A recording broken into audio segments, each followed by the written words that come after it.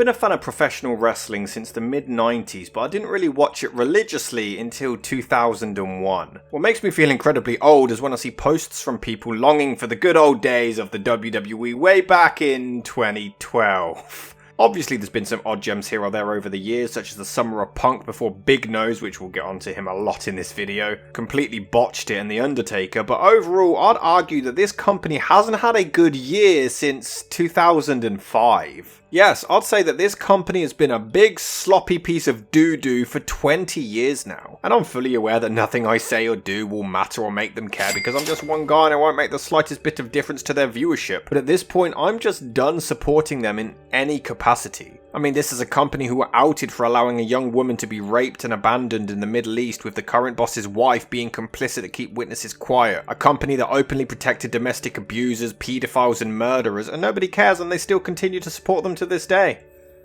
This is nothing. John Cena is a staple within this industry, an absolute icon who people now recognise, even if they've never seen a wrestling show before. He's a meme, a legendary charity giver making more wishes come true than anyone in history, a wrestler, an actor, a rapper. He's done it all, and his longevity within the WWE has to be deeply respected, but what happened at Saturday night's main event to end this man's legendary career just left a sour taste in many people's mouths, and it's not particularly difficult to see why, and to get this out of the way quickly, it's not because he lost. The internet seems to be filled with about 80% of people who are absolutely outraged, and the remaining 20% seem to think that we're only pissed off because he didn't go over. But that's not the case at all. There was a problem with Triple H's booking of the entire retirement tour, but this match in particular was awful. The major problem is the issue with 90% of the WWE's matches nowadays, which we'll go over in a lot more detail in another video. But it was nothing more than sleeper holds and finishers and near falls after a million more finishers and sleeper holds and even more finishers, and then one of the most confusing endings I've ever seen. I would have been fine if Cena lost his final match. It is tradition after all. I feel like there are 3 correct ways for this match to finish, and one of them is for Cena to go over. I mean, it would have fit with his whole never give up mantra and continue him being an inspiration to kids everywhere, sailing off into the sunset, going out on top on his own terms. Even listening to the crowd in the arena, it seemed like nobody there actually wanted Cena to lose. How times change. It was the first time we ever had an entire retirement tour, and not many people are actually able to retire on their own terms. So having him be one of the few who actually go out on top wouldn't have been a bad idea. But the second option would be for Cena to pass out rather than submit. We've seen how effective this can be to show a babyface's strength and resilience, their refusal to give up until their body completely gives out on them. Hell, this was even used to turn Stone Cold Steve Austin babyface in the past. If Gunther beat the ever-loving crap out of Cena, bloodied him up, and then put the hold on, and Cena fought until he couldn't anymore, he never actually gave up.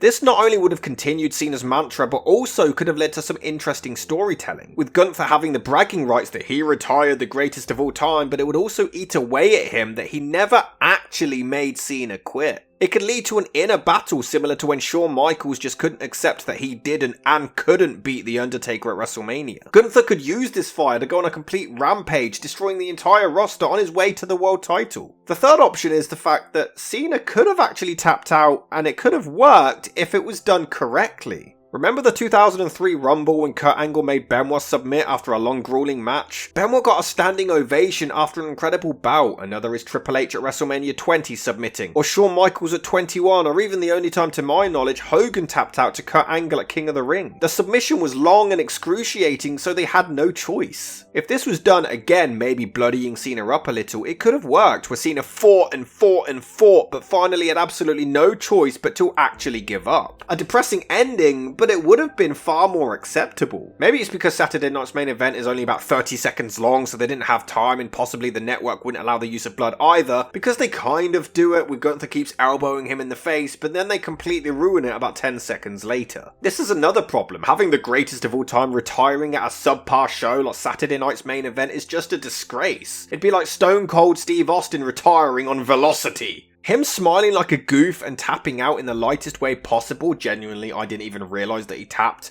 It looked like he was trying to get Gunther's attention. It completely undermines the entire victory. Firstly, it no-sells the actual move and makes it look like it's not even hurting him. Secondly, it's like he's accepting his fate and realising, well, my time is up, it's his turn now. So never give up! Unless it's time to give up? So he never gives up until he voluntarily gives up. for a laugh, because I mean, he clearly looked like he could continue going. It didn't look like he was all out of energy. It didn't look like he couldn't continue.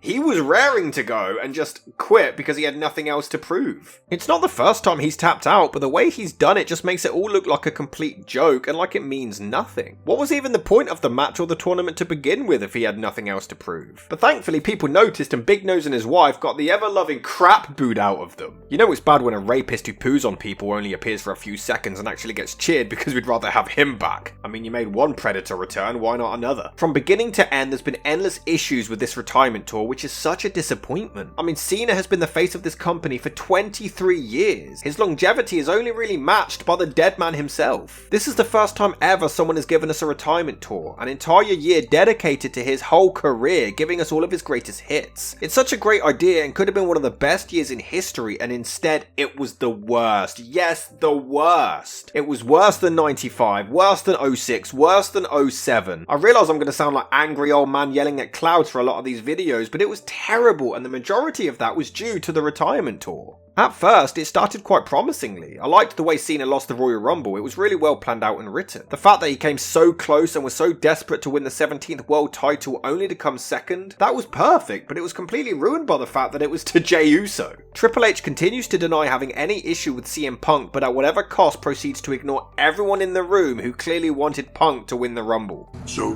who do you see winning the Rumble? Punk. And instead, he decides to go for a 40-year-old bloke who yells yeet for 20 minutes for some reason. We'll talk about him a lot more in another video. So Cena loses the Rumble, but then enters himself into the Elimination Chamber because he's John Cena and apparently he has that kind of authority now. But the way he won this match was also really well executed. The fact that Seth Rollins attacked Punk and Cena saw his opportunity and locked in the STF, but it was out of pure desperation for the title shot, and he even apologised for doing it in such a shifty way. It was just perfectly booked, which then led to the biggest heel turn in WWE history. It was amazing. But then Triple H botched the entire thing. I've heard so many people try to shift the blame onto TKO, but a lot of this isn't on them. You can blame them for the product placement, you can blame them for the Saudi Arabia mania, you can blame them for the ad breaks, you can even maybe blame them for the R-Truth firing, which we'll get onto. But the majority of these problems are poor writing and planning, which lies fully under the big nose of Triple H. I'm in the minority who actually quite liked the heel run itself for the most part. I think Cena did an amazing job with his crowd work and the promos, though admittedly some of the material was incredibly outdated, addressing the crowd reactions from 10 to 15 years earlier. Every damn one of you owes me an apology, and you don't have the courage to do it. Just like I buried everyone else. For 25 years, you have called me so much worse. I have taken your best shot and always got back up. I have been the victim of an abusive relationship. You say I can't wrestle, I don't have to. All you've ever done is bully me into being your damn puppet and expected me to do it with a smile on my face. For 25 years, I have listened to your lies and your noise.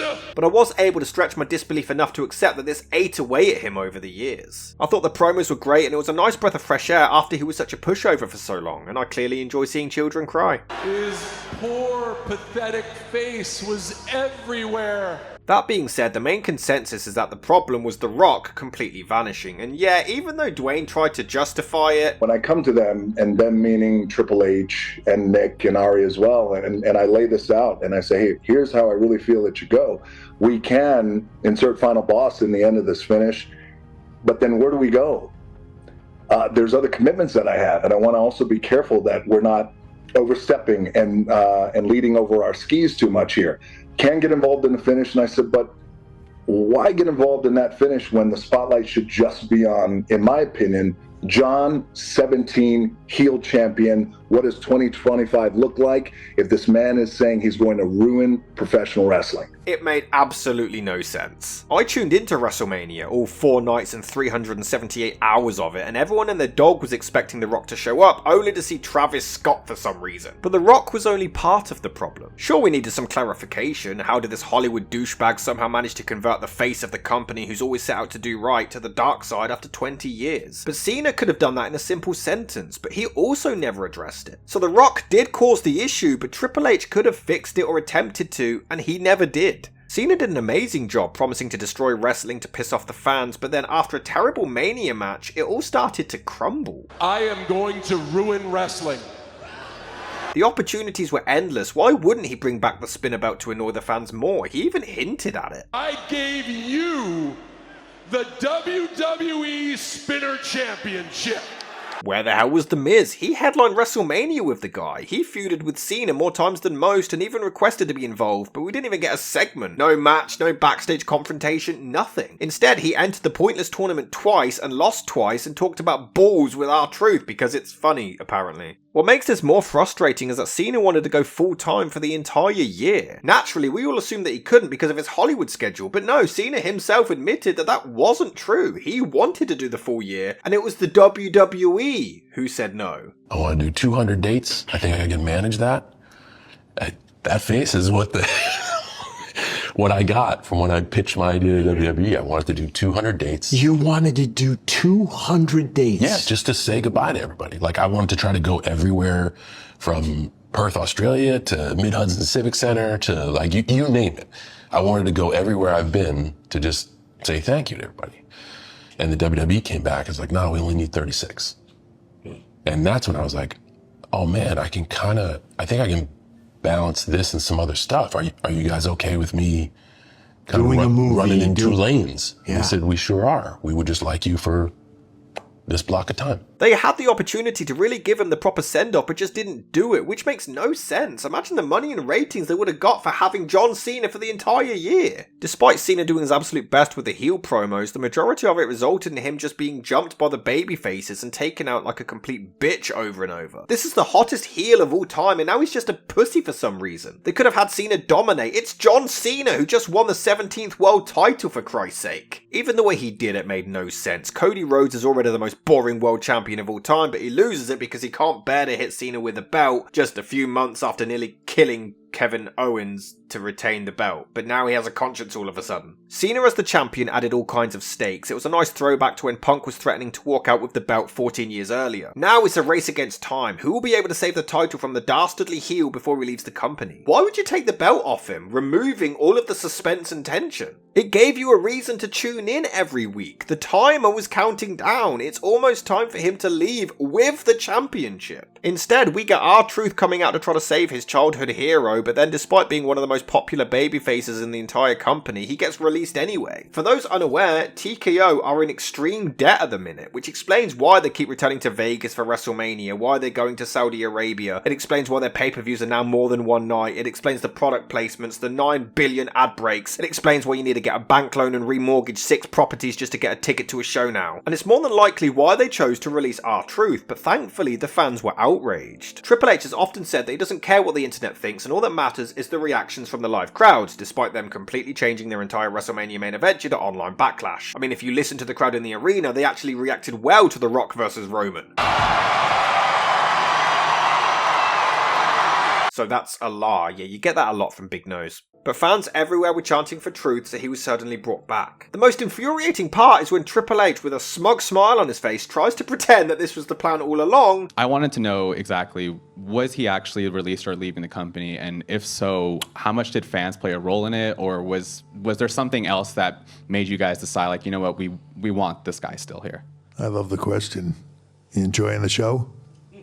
Whole part of the show, man. Despite R-Truth coming out to say that that's also another complete lie. This led to him cutting a great promo where he cut his dreadlocks and was reverting back to his serious gimmick, his real name, Ron Killings. This captured everyone's attention. What are they going to do with this? Cena versus Killings? Will Killings be the one to finally reach Cena and turn him back? No, he just decides to end it himself. 5 months ago, I flushed it all down the toilet, chasing false glory when I bought into somebody's crazy idea to make shocking TV. And this, in my mind, is like the worst babyface turn in wrestling history. You can blame The Rock all you want, there's no excuse for this. Just one random Friday, they decide he's a good guy again with very little explanation. This was so rushed and poorly booked that we all assumed it was a ruse and he was going to double-cross Cody, but no, it was completely legit. And then he drops the belt to a guy who then completely vanishes from TV for an entire month. This is the worst decision of the entire tour. other than turning him face so soon. There's a lot of bad decisions here. Like, even R-Truth completely dropped the whole serious Ron Killings thing as well. He just bumps into Cena and suddenly he's back to being goofy again. So what was the point in all that? Why bring R-Truth back and then do nothing with him? Instead, he walks around talking about balls. They somehow did the impossible and made R-Truth unfunny. With Cena as the champion and as a heel champion, the stakes were so much higher. Without the belt, why would or should anyone chase to be his final opponent? What's the point of a tournament? Cena is already retiring on his own terms. It's not an injury, it's not a career on the line match, so retiring John Cena doesn't make any sense. You're just going to be his last opponent. He's retiring whether he wins or you win. The result is completely irrelevant. If he was the champion, it would mean so much more. Who's going to be the one to dethrone Cena and save the company and the title belt? Him losing it made absolutely no sense. Him turning face so suddenly made absolutely no sense. That could have been a gradual process where the fan reception at his retirement is what turns him back, but instead, he lost the belt and then just decided to dick about for a bit. From here on out, he was just killing time. Don't get me wrong, I liked a lot of the matches and him paying homage to past rivals was great, even with the terrible commentary. And Cena with a spear!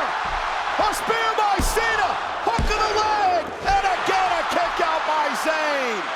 Think of the battles that John has had with the former big dog over the years. But a rapist who likes pee shows up and attacks him for a laugh and vanishes. He has like a third match with a YouTuber for some reason. He then wins the IC belt just to tick it off his list, only to drop it back. Even that could have been a potential prize at the end of the tournament, but they botched that as well. The whole final third of the retirement tour was a complete joke and meant nothing, much like the tournament. I love how the internet speculated who was going to be his final opponent. Oh, could it be Edge, The Rock, Jericho, Orton, The Miz? Nope. Gunther. The entire purpose of this retirement tour was for throwbacks to his greatest hits, his greatest rivalries, but the majority of people in the tournament had absolutely nothing to do with his career. Imagine if The Undertaker's final opponent was Perry Saturn. Even on the night, why is Trish Stratus there? What's she got to do with Cena? What the hell does Haku have to do with him? In fact, they brought back Zack Ryder and Dolph Ziggler, who do have history with him, only for them to both lose anyway. Big Nose always has a tendency to overpromise things like lots of surprises, only for it to just be his wife going in the Hall of Fame. I guess he's right, there were lots of surprises, like the worst retirement match of all time. Okay, that's an exaggeration, but I'm annoyed. Triple H is like a desperate YouTuber trying to promote an upcoming video just to get people to click it. How many different eras have there been just in this year alone? People saying Gunther had to win also baffles me, suggesting he needed it. Again, not only is the result completely irrelevant, Cena was going to retire anyway, but he was already an established heel. He needed this win about as much as Lesnar needed to end the streak. Furthermore, Kurt Angle had a terrible final match with Baron Corbin where he lost, and that didn't catapult Corbin at all. That being said, as explained, Gunther could have won in a very different way and it would have worked. Some have even argued that this was Cena's decision. Well, first of all, Triple H has often been caught out lying when he claimed that it was Cena's call to bring back the rapist man, but then Cena himself denied it. One of the very first things I said to him is, who do you want? Who do you want and you know, how? And we're working through that. Who do you want to face for your last match? Yikes. That's a great question, but the answer is going to be a little tricky because I've been doing this for 23 years and I've never once chosen my opponents. I've always kind of lived by the philosophy that life will deal you opportunities every single day and do the best you can with what life gives you. So whoever challenges me for that last one, I'm just going to give it my best shot. So I don't want to pick an opponent. That's why I don't choose my opponents. Like You didn't choose a single opponent this year? The only thing I wanted to do, the only idea I gave was about Saturday night's main event on the 13th. I'm inclined to believe John, sorry Big Nose. But even if Cena did book this finish, that's not a get out of jail free card. It was horribly booked, whether it was Cena or Triple H. But considering how poorly booked the entire tour has been, I'm inclined to blame Big Nose for this one. He even laughs his ass off when he gets booed and tries to play it off like it doesn't bother him, despite previously admitting that the live crowd's reaction is all that matters. He's just an arrogant prick, and people think that he's changed since the ruthless aggression era. No, he hasn't. He's a prick. I mean, I hate that word. This was a terrible way for the greatest of all time to go out. Absolutely atrocious booking. It's a sad state of affair when I'm agreeing with Vince Russo. In my 55 years of watching televised wrestling, I am now going to make the declaration without a shadow of a doubt. Triple H is the worst booker I have ever seen since 1971. And I miss a notorious sex offender. John Cena deserved better than this. Not because he needed to win, not because he needed one last title run, but because legacies matter, and WWE of all companies should understand that. This wasn't just another match, another angle, another quarter hour of TV to be filled between ad breaks and sponsorships. This was the final chapter of a career that carried this company on its back for over 2 decades, through its worst years, its scandals, its creative droughts, and its endless self-sabotage. And instead of treating it like a finale, they treated it like content. That's the real issue here. This retirement tour wasn't about honouring John Cena, it was about ticking boxes, stretching time and protecting egos. It was about refusing to commit to a story, refusing to take risks, and refusing to understand why people cared in the first place. WWE didn't just miss the landing, they never knew where they were trying to go. What makes it worse is that Cena did everything right. He showed up, he committed, he adapted, he played the role they asked him to play even when it didn't make sense, even when it actively worked against him. And for a man whose entire mantra was never give up, his story ended with him doing exactly that. Not because he had to, but because the booking said so. It wasn't bold, it wasn't subversive, it wasn't real, it was lazy. So no, this isn't about being stuck in the past or wanting the good old days back. It's about recognizing when something meaningful has been squandered. WWE had one chance to give the greatest of all time a send-off that felt earned, emotional and unforgettable, and instead they gave us confusion, contradictions, and one final shrug of indifference. John Cena will be remembered as a legend regardless. WWE, however, will be remembered for how badly they failed him on the way out. And if this is how they treat their greatest ever star, what hope does anyone else have?